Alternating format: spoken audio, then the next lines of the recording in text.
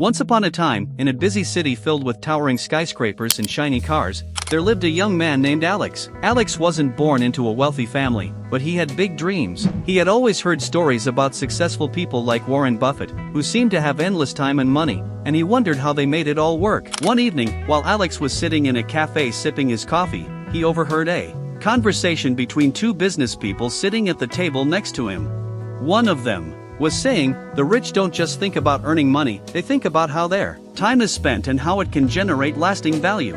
Alux leaned in a little closer. "What do you mean by that?" he asked, his curiosity getting the best of him. The man turned to Alux with a smile and said, "Well, the secret to building real wealth is understanding something called the feedback loop of wealth." Alux was confused. "Feedback loop? What's that?" "The feedback loop of wealth is pretty simple," the man explained. "It's like this: you use your time to make money, and then you take that money and invest it in ways that give you more time. Think about it like a cycle that keeps going. Money makes more money, and time makes more time." "Okay, but how does that work?" Alux asked, leaning forward. The man took a deep breath and began explaining further. "Here's how it plays out in real life. The rich don't spend all their time just working for money. Instead, they create systems like businesses or investments that keep making money even when they aren't working, and they use that money to buy back their time. It's not about just earning a paycheck, it's about using that paycheck to free up your time, so you can focus on more important things." Alux's eyes widened. "Wow, so it's like the more money you make, the more time you can buy for yourself?" "Exactly," the man said, nodding. "But the trick is to start early. Most people focus on working hard for every dollar, and they don't realize that they could be using their time in a smarter way." The conversation stuck with Alux for the rest of the evening. He couldn't stop thinking about the idea of turning time into money and money into time. As he walked home that night, he thought about his own life. Like most people, Alux worked hard at his job, hoping that one day he'd be able to relax and enjoy the fruits of his labor. But after hearing that conversation, he began to question if there was a better way. Few weeks later, Alux decided to put this idea to the test. He started using his free time in a different way. Instead of watching TV or spending hours scrolling through social media, he decided to invest in something that could help him build wealth. He started learning about online businesses and how he could use his skills to create something that would earn him money even while he was asleep. But as Alux was diving deeper into this new world, he realized something important. It wasn't going to be easy. The rewards didn't come immediately. In fact, it felt like nothing was happening at all. He would spend hours working on his online business, and at the end of the week, his bank account didn't look any different. This made Alux feel frustrated, so he took a step back and started thinking about something the man at the cafe had mentioned: the lag effect. The lag effect, as the man explained, was the idea that most things worth doing take time to pay off. You don't see results right away, but if you stick with it, the results will come often bigger and better than you imagined. At first, Alux didn't fully understand this. He kept checking his bank account, hoping for instant results. But over time, as he kept learning and improving his business skills, Alux began to notice small signs of progress. He wasn't getting rich overnight, but slowly, his efforts started to pay off. More people were visiting his website, and he was even making a little money from ads. "I see it now," Alux whispered to himself one day as he sat at his desk looking at his computer screen. "It's not about the immediate rewards. It's about building a foundation for the future." The lag effect wasn't something you could see overnight, but Alux knew that the small steps he took each day would eventually create something bigger. He wasn't just building a business, he was building a system that would keep working for him in the future. One day, while scrolling through social media, Alux came across a post that reminded him of something else the man had said: the opportunity cost lens. The post was about how important it was to make choices wisely because every decision you make has a cost. You might not always see it, but when you choose to spend time or money on one thing, you're giving up the chance to use those resources for something else. For example, Alux had spent hours working on his business, but he also noticed he was spending a lot of time watching videos on things that didn't add much value to his life. He realized that every hour he spent watching those videos was an hour he could have spent learning something more useful, like improving his website or reading a book on business strategy. So Alux started using the opportunity cost lens to rethink how he spent his time. He started saying no to things that didn't add value to his life and focused more on activities that could help him grow his business. At first, it wasn't easy. It felt like he was saying goodbye to fun activities and comfort. But over time, Alux began to notice something amazing. As he focused more on building his business, he started to feel more confident about the future. He wasn't just working hard, he was working smarter, and it felt empowering. But Alux wasn't the only one who could see the value in being smart with his time. As he continued working, he started to notice his friends struggling with the same problem. They were all working hard at their jobs, but they weren't investing in anything that could give them more time or financial freedom in the future. One evening, Alux invited his friends over for dinner and decided to share what he had learned about the feedback loop of wealth, the lag effect, and the opportunity cost lens. His friends were interested but still skeptical. "It sounds great," one of them said, "but how do you know it will work?" Alux smiled. "It's not about having everything right away. It's about focusing on the long term and making smart choices that build over time. You can't expect instant rewards, but if you stick with it, you'll see the results eventually." As they sat around the table, Alux could feel the shift in the room. His friends were starting to understand, and maybe, just maybe, they were ready to make some changes too.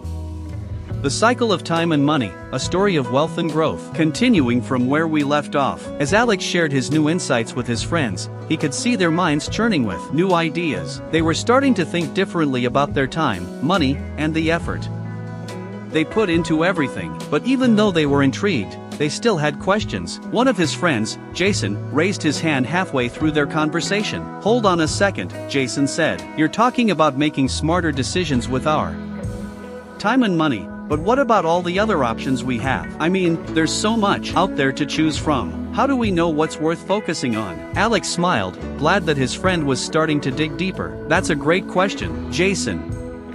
You're touching on something important. It's called the paradox of freedom." Jason looked confused, so Alux continued. "Here's the thing, we live in a world full of choices, and on the surface, that sounds amazing, right? The more options we have, the more freedom we should feel. But the truth is, all those choices, whether they're about what to buy, what to do with your time, or what path to take, can actually drain your time and energy. The paradox is that the more freedom we have, the harder it is to make decisions, and that leads to what's called decision fatigue." Jason nodded, but still seemed unsure. "So, are you saying too many choices are bad?" Alux shook his head. "Not exactly. The problem isn't that choices are bad, it's that we get stuck in endless cycles of deciding what to do. We waste so much time just thinking about the options, trying to make the perfect choice, and if we don't limit ourselves, we end up wasting time on things that don't really matter." One of Alux's other friends, Rachel, leaned forward. "But how do we limit ourselves? There's so much to think about. I mean, should we just stop considering all these options?" Alux nodded. "Exactly. One way to deal with it is to put strict limits on your choices. You don't have to explore every possible option out there. If you know what you want and what's important to you, you can filter out the distractions. If it's something major, like planning a wedding or choosing investments, you can hire experts who know what to look for and cut down the number of decisions you have to make. The key is to set boundaries." Rachel thought for a moment. "So, you're saying we can outsource some decisions and that will help us focus better?" "Right," Alux said. "For example, wedding planners narrow down the best venue options for you, travel agents limit your vacation choices to just the best ones for your needs, and even financial advisors do the hard work of finding the best investments. When you have someone else making those decisions, it saves you time and energy." Later that week, Alux was at his favorite cafe again, catching up on some work. As he sat there with his laptop, sipping his iced coffee, he noticed something about the world around him.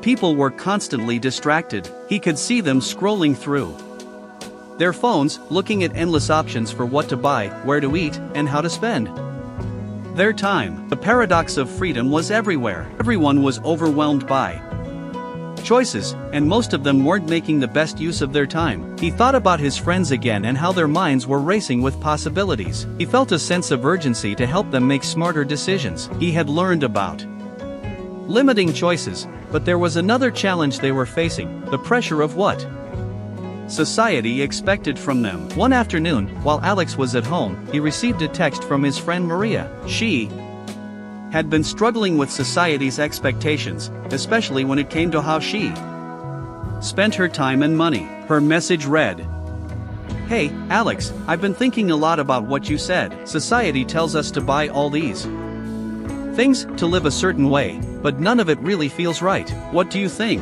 Alex immediately replied, telling Maria he'd come over to chat. They met up later that day, and Maria wasted no time in getting to the point. I feel like I'm always chasing something, chasing the next trend, buying the things people say will make me happy, but I don't feel happier. I feel exhausted, like I'm not doing things for me, but for everyone else. I don't even know if I'm spending my time in a way that actually makes me happy. Alex listened carefully. He had heard this before from other friends. Society had a way of pushing people into boxes, convincing them that they needed to live by certain standards. But what Alex had learned and now wanted to share with Maria was that society's views often led people to waste their resources on things that didn't matter to them. You know, Maria, Alex said after a long pause, I think you're feeling this way because you're trying to live according to someone else's expectations. Society wants us to spend our time and money on things that seem important but actually distract us from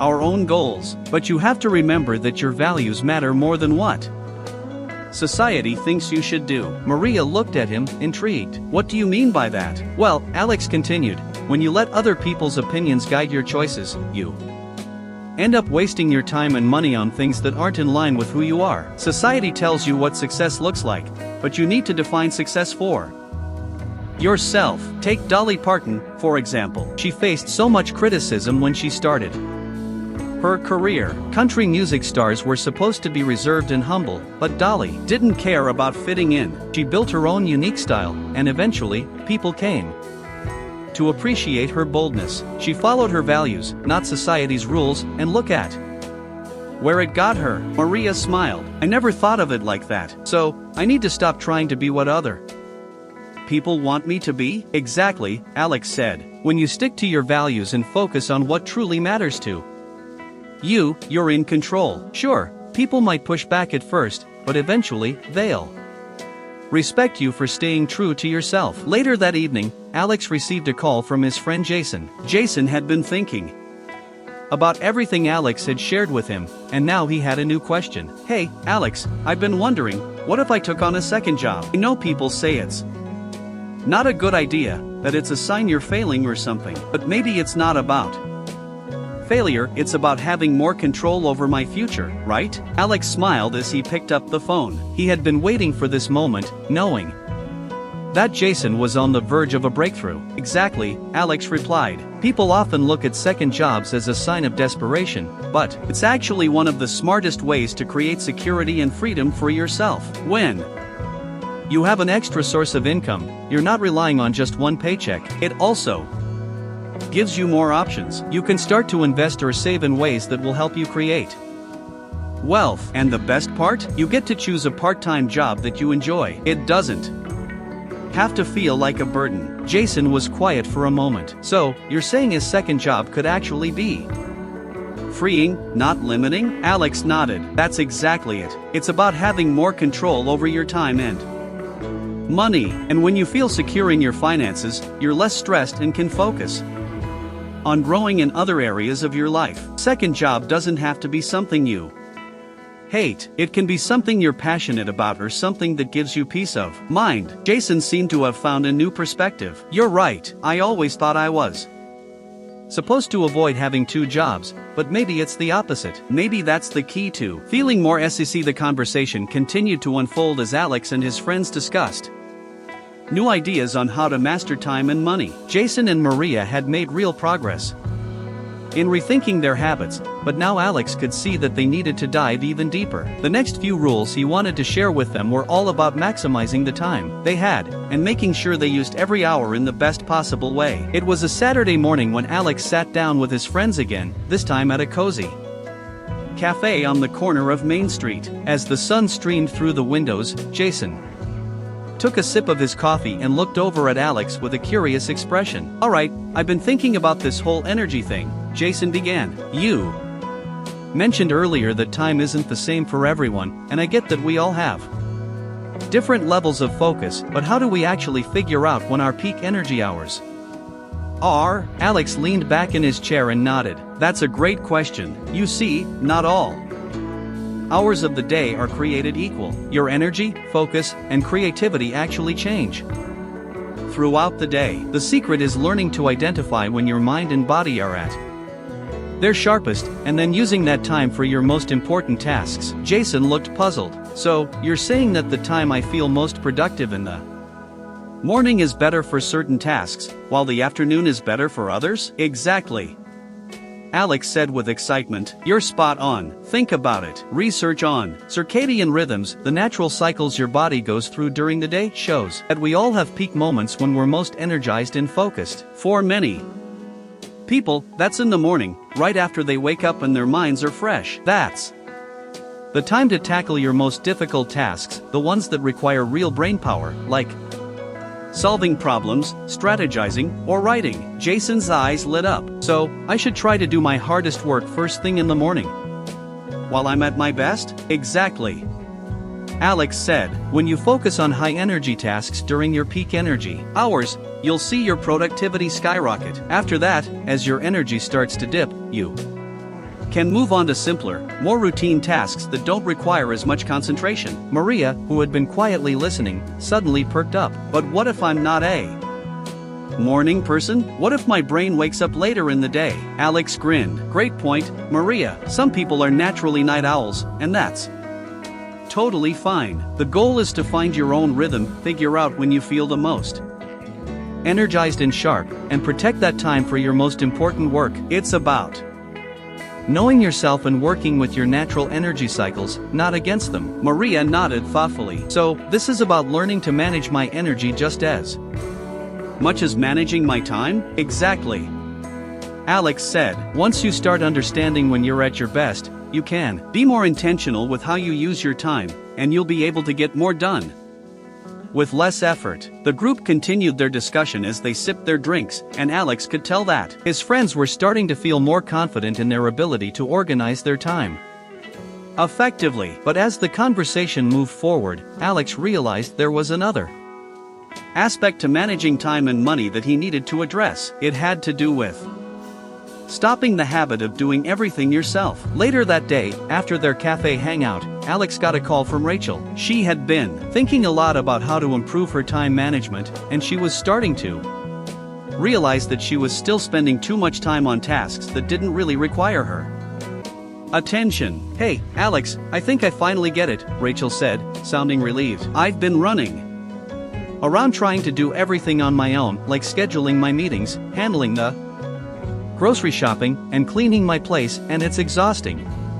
But what you said earlier about tools and systems really stuck with me. I've got to start outsourcing some of these tasks, right? Exactly, Alex replied, feeling a sense of pride in his friend's realization. You don't have to do everything yourself. The world is full of tools and systems that can handle routine tasks for you. Think about it, why spend hours manually writing out your to-do lists when you can use digital tools like Notion or Trello to keep everything organized? Why clean your house when you could hire someone to do it for you, freeing up your time to focus on more important things? Rachel laughed. Yeah, I guess I've been wasting time doing chores and managing every little detail, but it feels like I should be handling it myself, you know? Alex nodded. I get it. A lot of people feel like they have to do it all. But think about this. By outsourcing or automating the routine stuff, you free up your time and energy to focus on higher value activities, the things that actually help you grow and move forward. You can focus on developing new skills, working on your career, or spending time with the people you care about. That sounds so much better than spending hours doing things I don't even enjoy, Rachel said, clearly relieved. But how do I even get started with outsourcing? It's easier than you think, Alex replied. Start small. Hire a cleaner to handle your house once a week or use meal delivery services so you don't waste time grocery shopping. Use apps to help you plan your day and manage tasks. And if you're running a business, hire people for tasks that aren't the best use of your time. It's about finding ways to simplify your life, so you have more space for the things that really matter. The next week, Alex was at the local library working on a new project when he got a text from Jason. He was so excited about his new mindset that he couldn't wait to share his Latest discovery. Hey, Alex, I've been thinking about the whole energy thing we talked about, and I finally figured it out. I'm spending more time on things I actually enjoy, and you won't believe what happened. I feel like I'm getting so much more done, and it's way easier. I'm really into the new freelance work I'm doing, and I've never been so productive. Alex smiled as he read the message. It was clear that Jason had figured out what so many others struggle with: enjoyment drives results. When people are energized and passionate about their work, everything flows more smoothly. Their minds are more focused, they're more creative, and they make fewer mistakes. He remembered the times he'd felt bogged down by tasks he didn't care about, when the work seemed like a chore, and every minute felt heavy. But when he worked on projects he enjoyed, time seemed to fly by. Ideas came more easily. He felt more motivated and engaged in his work. Alex texted back, "Exactly. When you're working on something that excites you, your energy levels go through the roof. You'll find that progress happens faster, your focus sharpens, and your creativity bursts. It's like tapping into a natural flow where things just fall into place." Later that evening, Alex reflected on everything he had shared with his friends. He had helped them understand how to use their time and money more effectively, but he was also realizing something even deeper. It wasn't just about strategies for working harder, it was about understanding that when you're in the right mindset, when you're working on things you enjoy, everything else falls into place. Energy, creativity, and enjoyment were the invisible forces that made work feel effortless and allowed people to produce their best results. As he finished his dinner, Alex looked out the window, knowing that there was still more to explore, more lessons to uncover. His friends were on the path to mastering time and money, but there was still so much to learn, and he was excited to continue guiding them. You're in control.